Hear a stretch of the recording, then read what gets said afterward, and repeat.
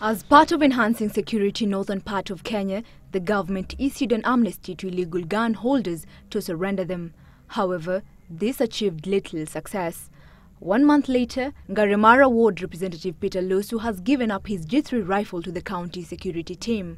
Kuja kutoa mfano kwa viongozi wengine na pia kwa jamii mzima ya county Isiolo kuweza kutii azimio la rais pamoja na waziri wake ili kuja kuandikisha bunduki haramu ambayo tuko naye. Despite the amnesty, the largely pastoral community did not heed to the government's gesture.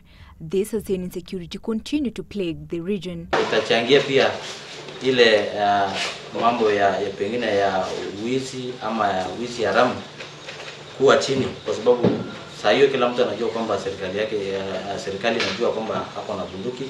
Isiolo County Commissioner Natembea lauded the politicians' move to heed the government's directive and revealed that the county security team was working with other leaders to ensure they follow suit and encourage villagers to come forward and register.